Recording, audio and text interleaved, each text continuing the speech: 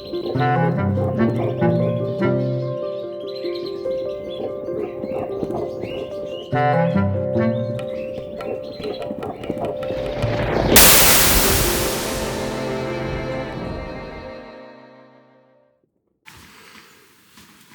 friends, welcome back to our Mago story, and basically the story of the Mag or the seed.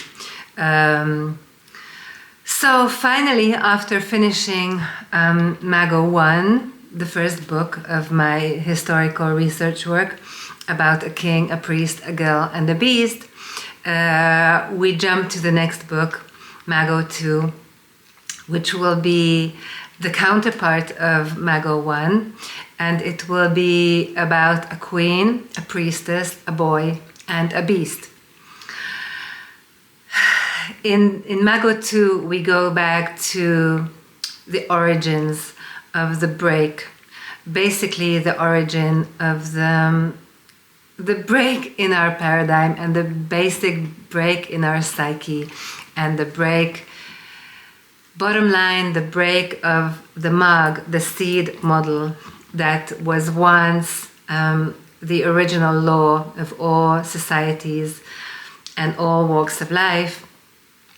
And this was broken at a very specific point and time in history, and this is what basically broke our societies and our relationships and breaks our paradigm. And this is why Mago is called Mago, because this is the magical tradition. This is what I call the magical tradition, the tradition of the Mag, which all indigenous people have kept and have been keeping, or kept until they were colonized, and their psyche, language and culture, civilization, and even their memory raped and erased by the colonist paradigm. So the magical tradition was broken. And so previously I told you about my research into Renaissance time. This was how I started researching history, partially through my ancestor, who was the priest, but also the king, whose story interested me to a great extent, and I realized many things, as I told you already before. And then I had the big revelations about the sad story of La Bella Simonetta, who was Botticelli's Venus and model of many other paintings. And then finally the brutal story, the brutal truth about the Mona Lisa, Leonardo's most enigmatic painting, and who she really was, and that shock that she was actually an agent of the dark side, the great conspiracy, and that she was herself a beast in the system of the greater beast, which is clearly the Mag broken, the seed broken, the bad paradigm. So we're really talking about two different systems. A good one, which is according to the Mag, the magical, the original seed patent mentality and politics and societies and civilizations. And then on the other side, these are the non-colonists, obviously, and on the other side, the colonial system, which is patriarchy and the aggressive systems overruling other systems. This is what we can call the Mag breaking, the seed breaking program, pattern, and paradigm. So I realized that the beast in our Renaissance story, the small beast, which is the Mona Lisa or Beatrice of Aragon, and the great beast, which is the grand system of colonization and rule and unfair tactics, versus the original. It's a very clear-cut and indeed black and white, black or white, black versus white, bad versus good, evil versus innocent. story. It's a really clear-cut story, our history. Goodness versus badness. And so then I became really interested, like, how did it begin? And I wanted to understand where it all stems from, because I do believe in the original goodness of the human being and the original holism of everybody that is born, and everybody's totality and completion, original totality and completion. We all come from the same source, which I believe is full goodness and benevolence, which we can call God. So we're all children of the good God. So how come that still our paradigm and systems and stories are so broken? So I had to go way back, and of course I realized pretty fast where it all began. We'll talk about the linguistic break, which was my initial realization or discovery or revelation, so to speak. The linguistic break, which sheds light on the whole thing, like how the linguistic pattern of the holistic program was broken. And basically that is to blame for all the bad. And in this sense, I guess I wanted to, or I managed to, hopefully, to tame the beast, because there is a beast. But we need to redeem the beast after the whole alchemical process of facing it and defeating it and absolving it, right? We need to redeem, pacify, tame the beast in ourselves and in the world. This is the only way any change can be brought about in ourselves, in our relationships, and in big politics too, in the paradigm change. We must tame the beast. In order to tame the beast, we need to understand the beast, the mechanism of the beast, because the beast is ultimately a mechanism. It's a bad program. And I believe with the help of the Mago, the seed, I can actually pull the plug on the phenomenon of the beast. So I had to go all the way back to Sumeria or Mesopotamia, which is the same thing, the Near East. Today it's the region of Iraq, Iran in a way. So it's the historical, geographical location of Mesopotamia between the two rivers, that is in Greek, which is the Tigris and Euphrates, I don't know in English, what do you call it? Tiger? And the Euphrates, right? Between the two rivers, which was a very, and is, or actually used to be, a very fertile land. And this is what we call the birth of civilization, which of course it wasn't. There were eons and eras before, and there are also other civilizations all over the world which are actually quite similar to the Sumerian or Mesopotamian. So the truth of the matter is that indeed it is the cradle of Western civilization and the cradle of the ruin of Western civilization. This is where you can find the original source of Western civilization and the original pattern, and the pattern of the breaking of this good program too. And it will, I mean, okay, I need to spoil it, but it will begin, or it begins with the story of Abraham.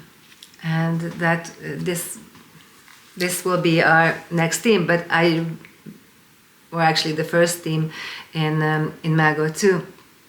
But I thought I should do an introductory video, which is this one, to the theme of the beast and the birth of the beast, and actually focusing on taming the beast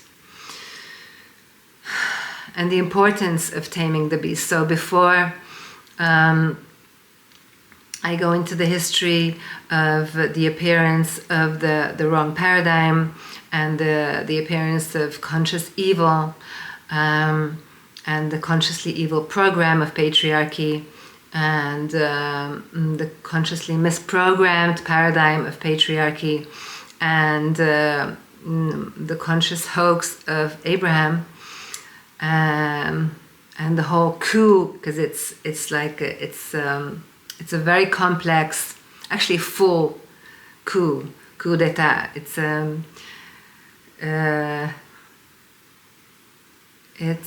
a coup against the good system of humanity that basically Abraham and company directed. We need to see that it's a program.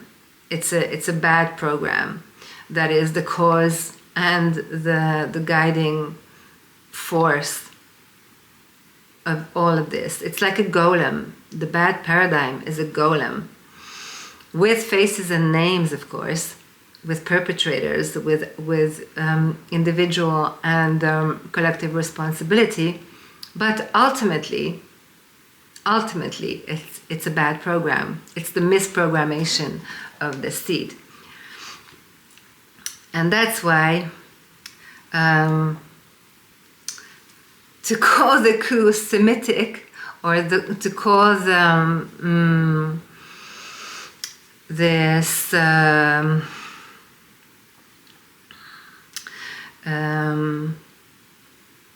this phenomenon Semitic people, Semitic language, is actually a false name, because what we call Semitic, that is the Akkadian was the first Semitic language and political system, and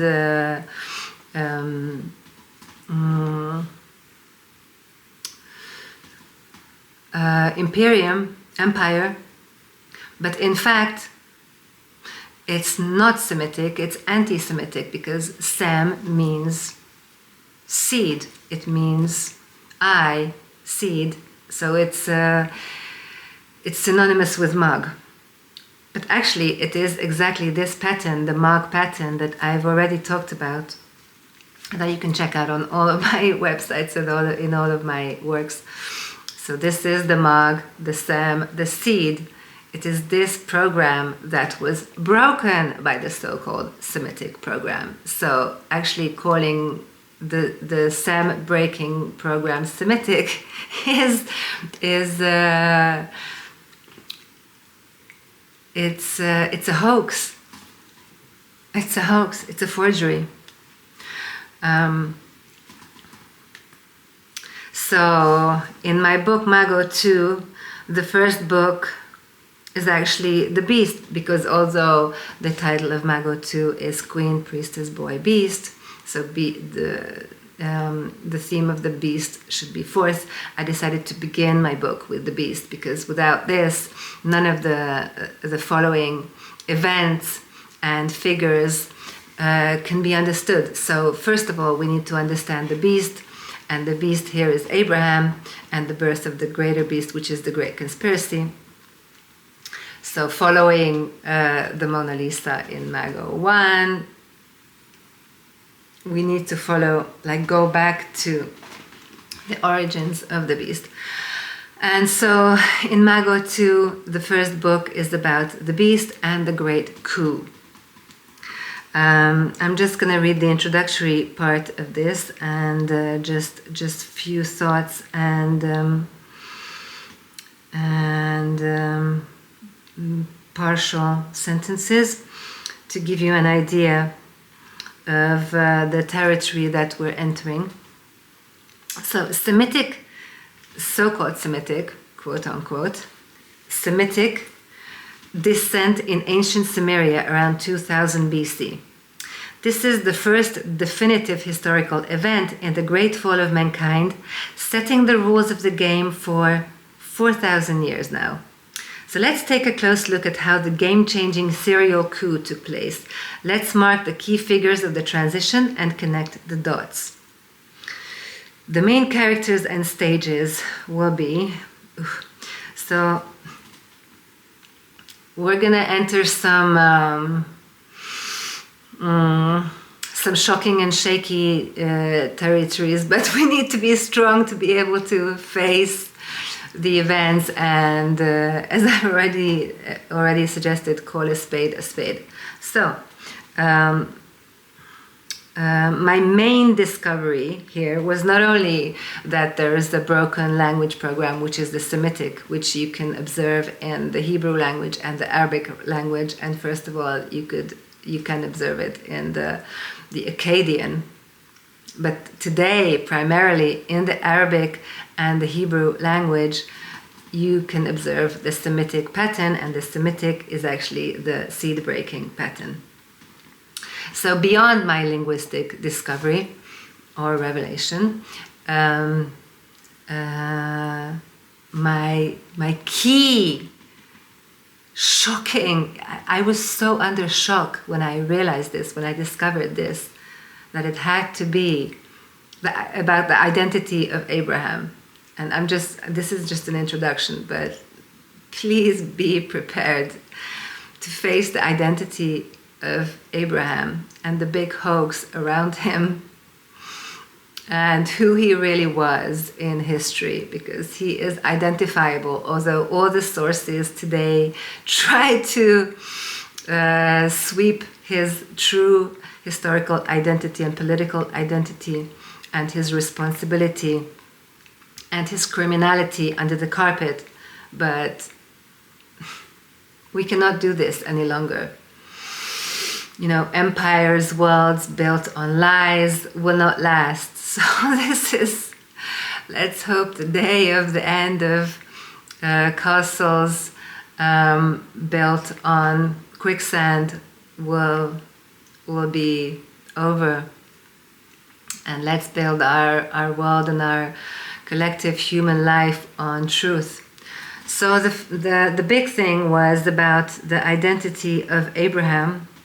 And okay, basically I had to identify him as the first king of Akkad, the first tyrant king of history that we know of, who brought an end to the peace and the flourishing Sumerian city-states. So the first tyrant king, Sargon the First, is identical with Abraham, and this is the beginning of the Semitic tradition of the broken language pattern, the broken behavioral pattern of Cain and Abel, one killing the other, one overruling the other. This is the beginning of genocides. This is the beginning of systematic and endless wars, etc., and patriarchy, of course, in all its forms and ways. So Jewish, Arab, Abraham and company, identical with Akkadian, Sargon and company. Jewish, Moses and law, identical with Akkadian, Hammurabi and law. Jewish David, identical with Persian, Assurbanipal. Jewish Solomon, identical with Persian Darius. Okay, this is a mafia story. This is patriarchy, a mafia story of blood and gold. Dissenters, imposters, and a huge hoax, the greatest in world history. A very ambitious and intricate conspiracy, the beginning of the big sleep, paradigm of hate and fear, killer and victim, era of terror, lies, and manipulation. And war, war, war. Patriarchy, materialism, rationalism, etc. Later capitalism, and so on. The paradigm crack was implemented by the primal dark godfathers of our historical era. Okay, the Semitic schism from magical Sumeria results in the great beast being born. The crack, the inorganic mug or seed-breaking program, appears in the human system, a new kind of aggressive and manipulative monetary, social, religious, linguistic, political, legal, economical establishment and imprisonment. I'm not going to show you the maps, but it's quite clear when you look on the maps. It's like this program appears first in one city-state where the system is established, and then it spreads like a disease. It's really like a disease that spreads, the seed-breaking program and its political system. Spreads like a disease all over the Middle East, and spreads east and west and later. And by now it basically has contaminated the whole globe. Maps of Mesopotamia, which is original Sumeria, overruled by Akkad, by Assyria, and then by Persia. The appearance and spread of patriarchal, colonial, military, monetary, imperialism, and parasitism like a disease. This is the great beast. Okay. Yes. So 0 point, bottom line, and before points 1, 2, 3, and etc.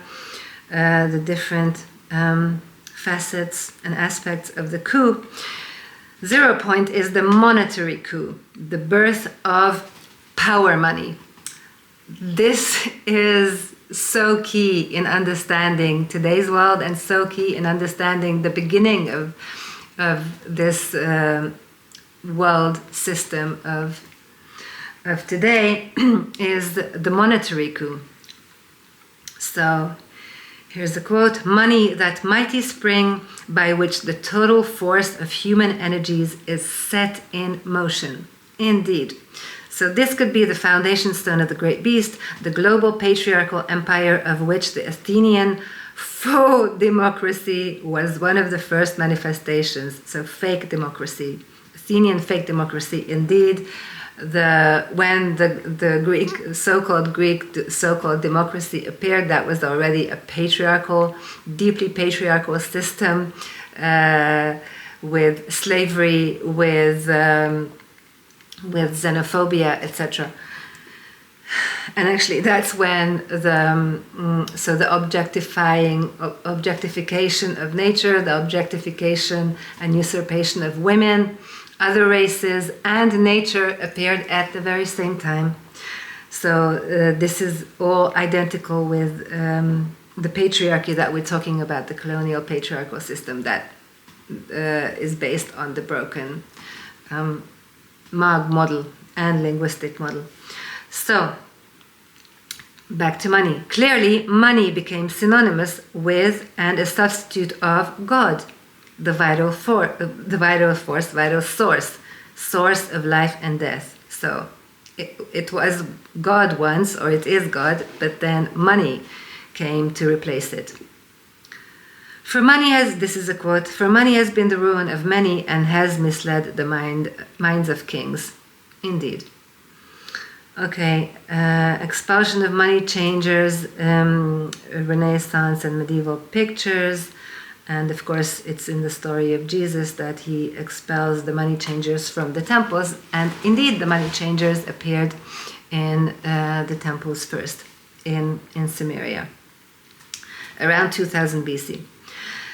The dark empire begins to grow, swelling, expanding, devouring everything in its way. Okay, the break from God, from the other, is implemented in a single extended movement of radical historical transformation, a serial coup, yes.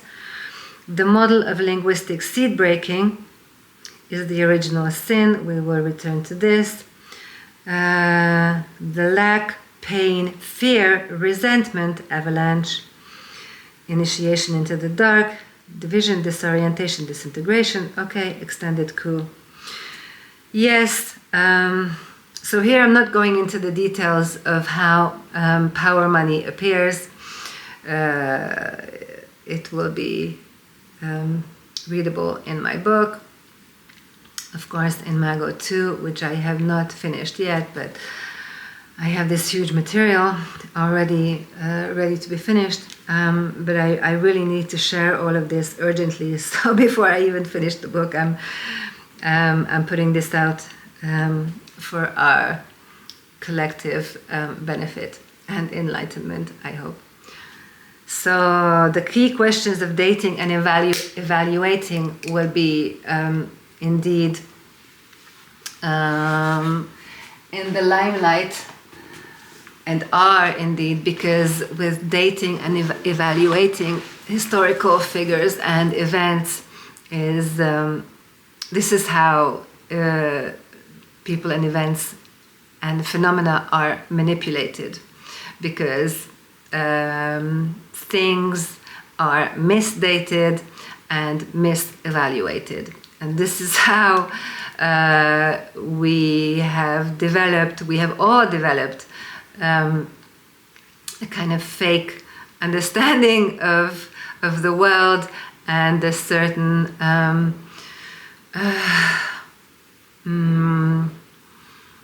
a comfort within our misunderstanding and ignorance.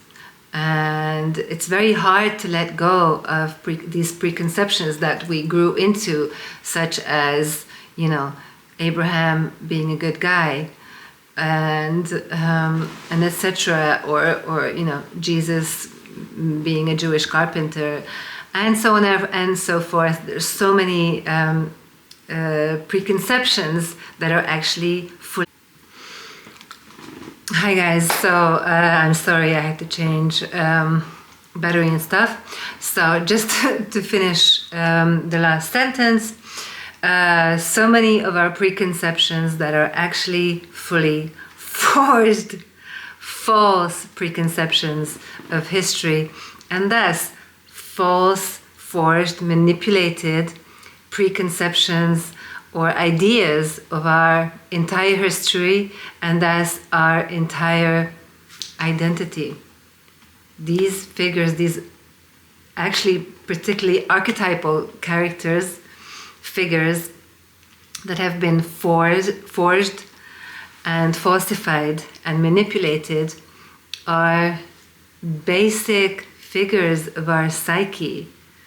So our psyche is manipulated, our own identity is manipulated when a figure such as Abraham is fully manipulated and forged. So please join me in facing these big questions, these collective questions, and let's clarify who's who, and end basically the masquerade of history.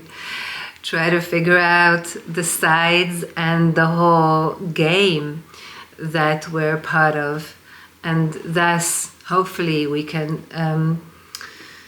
transcend this great era, our past era of so much